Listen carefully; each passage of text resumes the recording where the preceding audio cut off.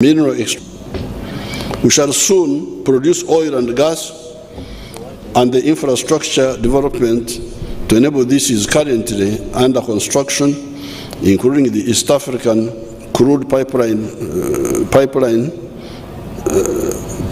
power and water infrastructure, and Kabale International Airport.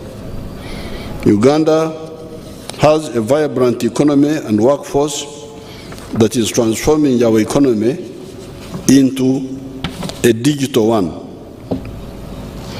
There are many businesses and financial transactions taking place within the country using the internet and other online avenues. This is not only improving efficiency, but also creating many jobs for the youth.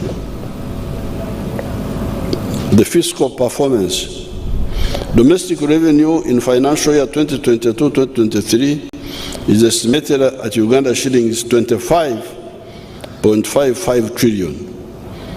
This is about 13.7% of GDP.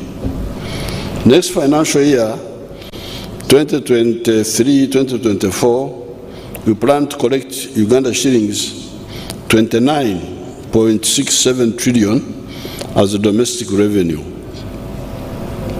Through our strategy to raise revenue, the government is planning to raise at least 18% of GDP in the next 5 years. When we achieve this target, we shall be able to reduce our reliance on borrowing to finance a larger share of our budget. We must avoid this problem of not being able to pay our debts by increasing what we collect from taxes and other sources of domestic revenue, such as royalties from our mineral development.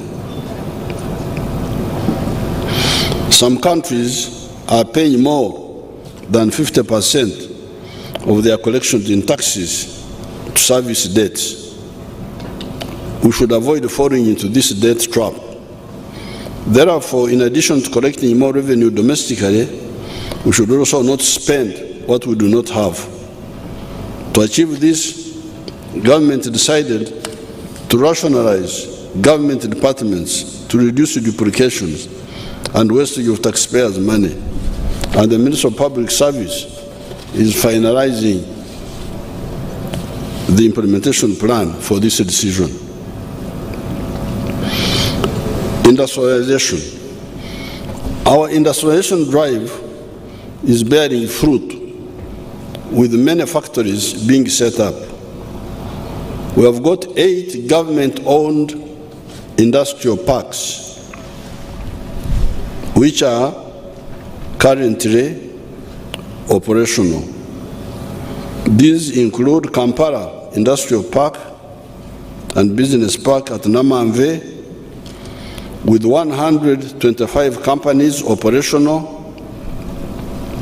144 companies under the construction stage, and 106 companies at the planning stage, giving a total of 375 factories or companies. Ruzira, with 11 companies operational. Boyogerere, with 8 companies. Soroti, with 2 companies operational and 5 companies at the construction stage.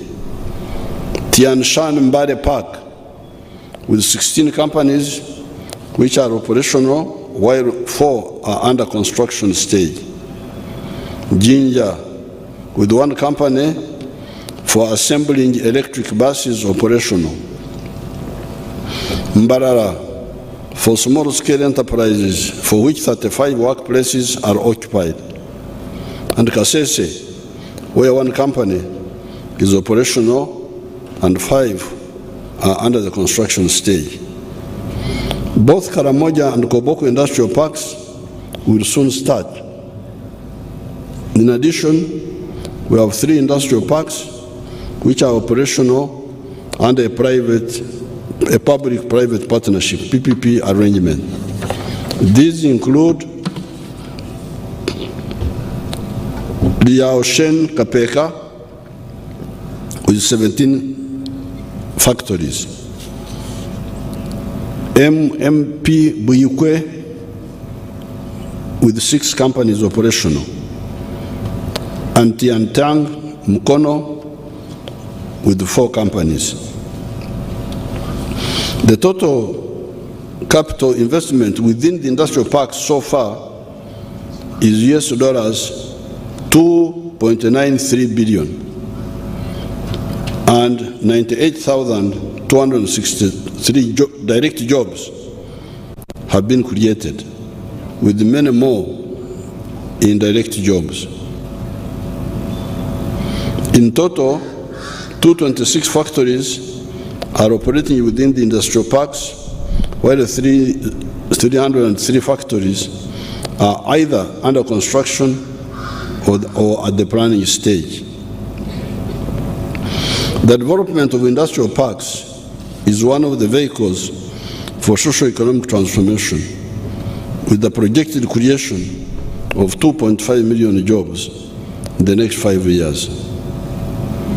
The factories in the industrial parks do not include the standalone factories owned and operated by many different investors. These are factories that belong to Mukwano and Murwana Group, Mukwano Group of Companies, Murwana Group, and so on. These are a total of 354 factories employing an additional 100,000 people. The total number of factories in Uganda is 4,008, with a total number of employees of 150,000. We are committed, the parish development model, we are committed to creating wealth and jobs by moving households from the non-money economy to the money economy. To achieve this goal, government launched the parish development model to accelerate socio-economic transformation. Using this approach, 39% of households which are currently in the non-money economy, the majority of whom are in subsistence agriculture, will move into the money economy. The parish development model will increase incomes, improve quality of life, and eradicate poverty at household level through modernization of agriculture, industrialization, improved services delivery, and using modern communication technologies. Through the parish development model, agriculture will be transformed from subsistence to commercial. This approach will organize and deliver public and private sector interventions for wealth creation and employment generation, using the parish as the economic unit for planning, budgeting, and service delivery. Therefore, the 10,594 parishes in the country will be the growth and service delivery units in the parish development model.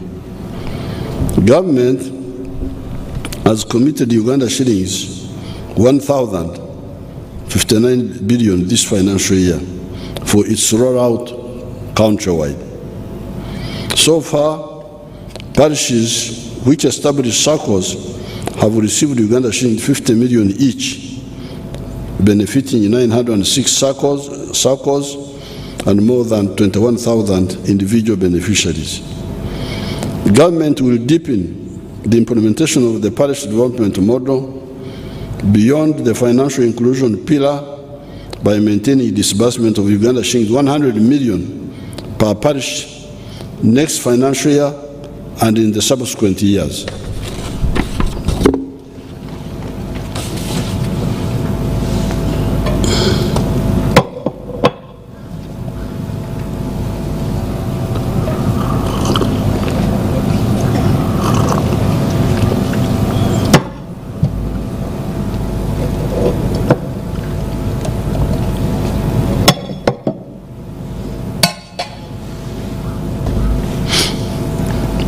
When I visited some parts of the country, I was told that some of the parish development model money has been given to people who are not eligible. This includes politicians and public servants. I was also informed about the delays in accessing the funds released by the Ministry of Finance to the target beneficiaries. In some cases, a few elite people come together and form circles and take all the funds released for the entire parish. The State House Anti-Corruption Unit has arrested a number of culprits in the Acholi zone, where I started my up-country inspection trips, and I'm coming to all the other zones.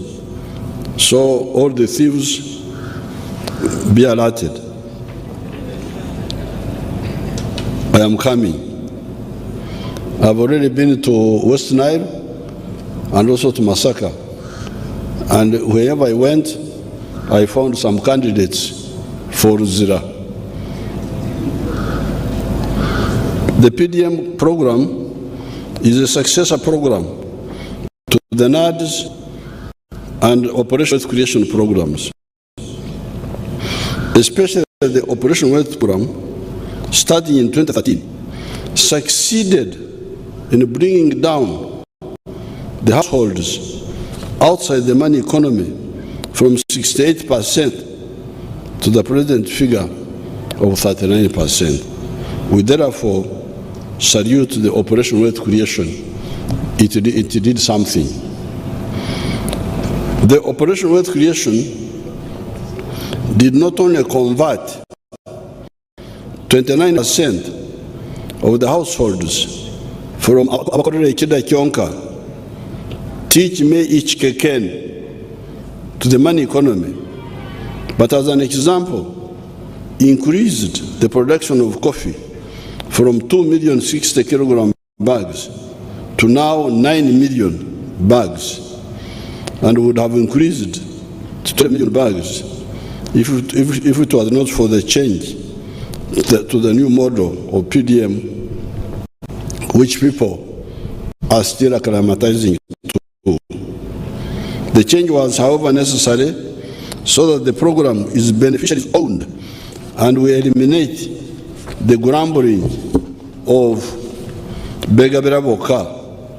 The government officials only serve themselves or favor themselves. PDM is saying, do it yourself. Here is a grant from the government to your parish circle of shillings 100 million per year. Besides, the parish is near your home. Hence, no more excuses. This is the strategy of the PDM. The money is there. It's cheap money given to you. It's yours. Government doesn't want to take back that money. When you pay back, it remains in your circle. And the parish is near. It's not like the sub-county. It's not like the county. It's not like the district. So therefore, no more excuses by people who want to remain in poverty. About 3 years ago, I launched a wealth and jobs creation initiative for those who found it difficult and other lenders for non-agricultural enterprises. This initiative has been successful in mobilizing the youth and women in the informal sector in productive self-employment by increasing their skills, acquiring equipment, and accessing affordable capital. As of the end of December 2022, seed capital amounting to Uganda shillings 558.24 billion had been disbursed, had been paid out, benefiting 6,714 Emyoga circles and covering 1.9 million individual beneficiaries. Whatever mistakes that occur in these low-interest poor people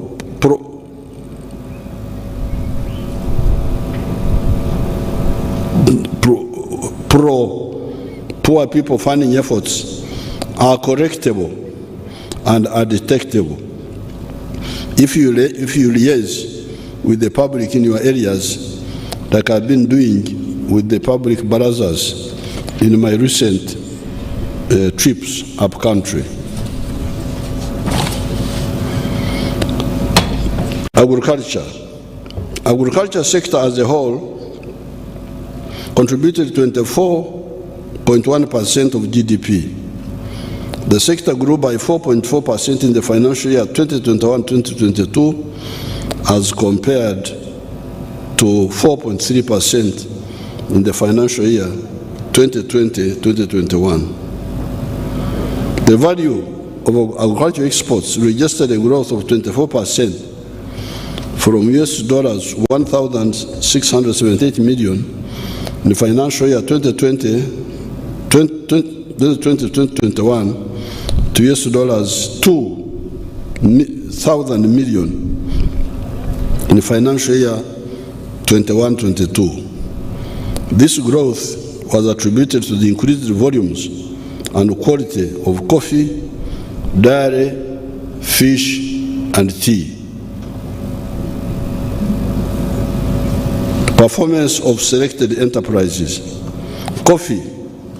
To take some examples, the volume of coffee produced increased by 5% from 8 million 60 kilogram bags in financial year 2020-2021 to 8 million 4.5 million 60 kilogram bags in the year 2021-2022. This is on account of government interventions such as generation and distribution of improved coffee variety seedlings, increased use of water for irrigation, and promotion of use of fertilizers. The volume of exports increased of export of coffee from 6 million bags, 6.1 million bags in the financial year 2021 to 6.3 million bags in the next financial year. That was an increase of 3%. The value realized from coffee exports increased by 58% from $544 million in 2020-2021 to US dollars 862 million in 2021-2022. Dairy, the milk. The production of milk increased by 193%.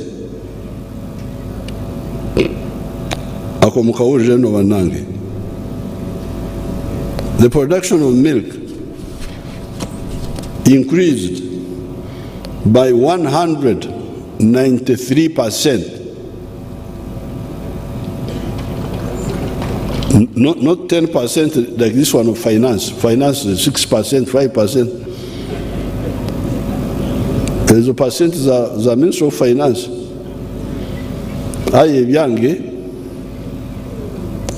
aye BFA. Here, milk grew by 193%. With these economies which are so rich in natural resources, we should not continue talking about this 6-7%. This speech which I am reading is mainly from Minister of Finance. I try to put in my views here and there, but it is their statement. I am their puppet.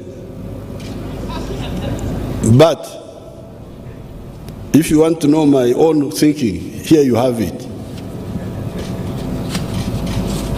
Unfortunately, this is a sector where I am involved directly. I don't need finance, I don't need anybody. As long as there's peace in Uganda, we grow the economy. So, the milk sector grew by 193%. Subuno 6%. 6% you are coming from underground. And you say, I've only come 6%. When will you get out of the ground? Tulikrabadi Kwango Oli Wanseyo. When shall we see you? So the milk grew by 193% from 2.8 billion liters in the financial year 2020 to 5.4 billion liters in financial year 21-22. In the same period, the export value of milk and milk products increased from US dollars 98.8 million in 2021 to US dollars 103 million in 2022. This is attributed to the compliance by the private sector to quality standards and regulations. Beef. The production of beef increased from 228,000 in financial year 2020-2021 to 230,000 in the financial year 21-22.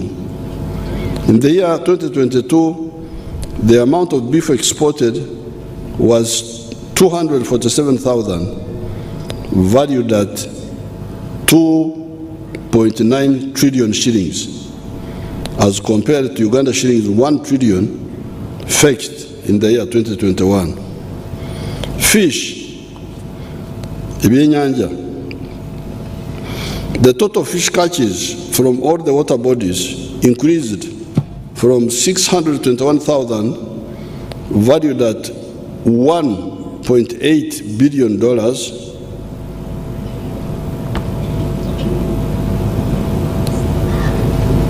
this figure here, my people, 1.8, they say dollars, but I don't think it's dollars, it must be shillings, in 2021 to 651,000, valued at something. They will have to correct it. I don't think that's correct. It must be shillings.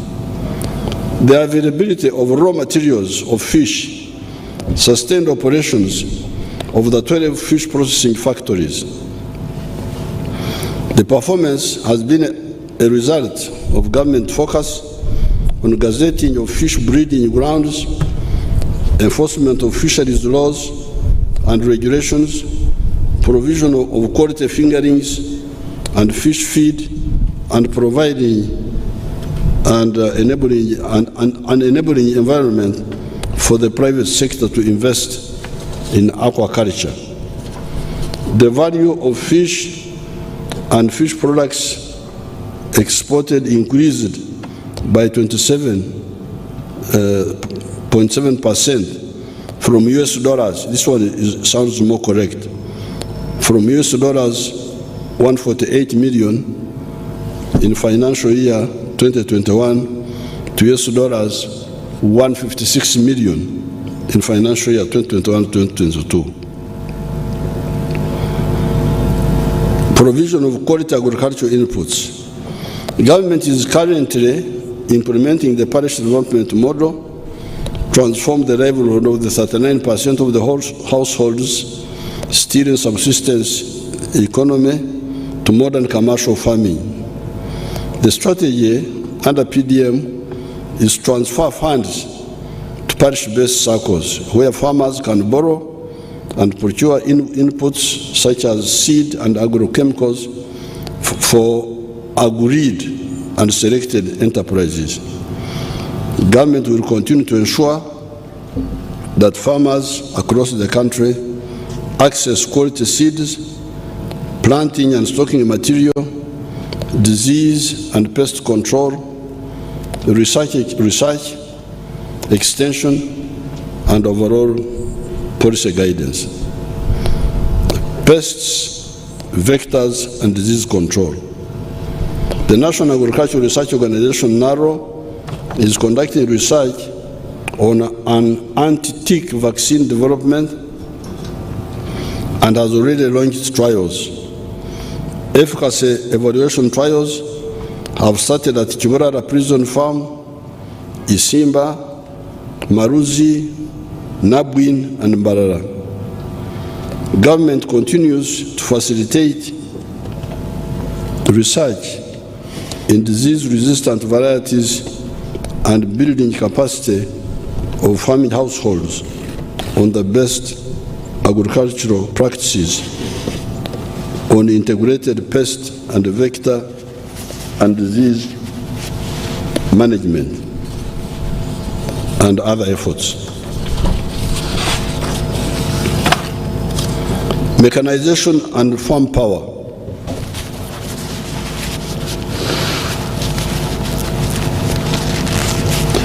Mechanization is critical to commercialization of agriculture. In the financial year 2021-2022, government procured additional 240 tractors and implements, bringing the total number of tractors procured by government to 655. Government also procured 740 units single-axis low-powered walking tractors with all accessories to support farmers to open more farmland for cultivation. These machines also support value addition, irrigation, and transportation of produce. Water and environment. The availability of adequate water resources is critical to the sustainability of the well-being of the society. When it comes to water for irrigation, the irrigation area has increased from 19,138 hectares to 22,797 hectares. The overall cumulative storage of water for production, 21 solar-powered irrigation systems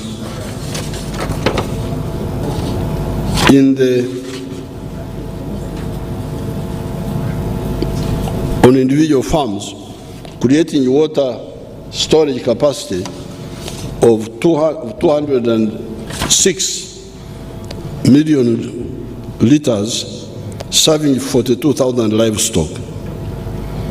The government strategy is to increase safe water supply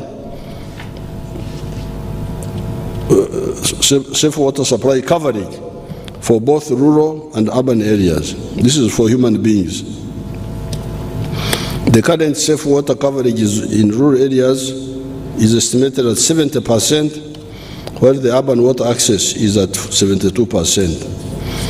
Out of 70,512 villages, 49,102 villages have been served with at least one source of safe water. To achieve the planned target to restore wetland cover back to 13%, government is implementing several interventions that include restoration of degraded wetlands, demarcation of wetland boundaries, and strengthening awareness and sensitization campaigns on conservation of wetlands, as well as providing alternative livelihoods for people that have been encroaching on wetlands.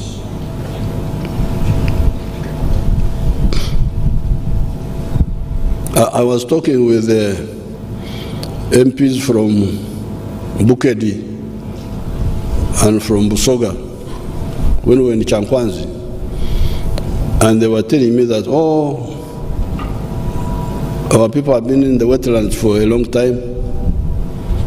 Then I said, okay, they've been growing rice. So I said, how rich are they now? Because they have been destroying the wetlands, growing rice. But how well are they doing?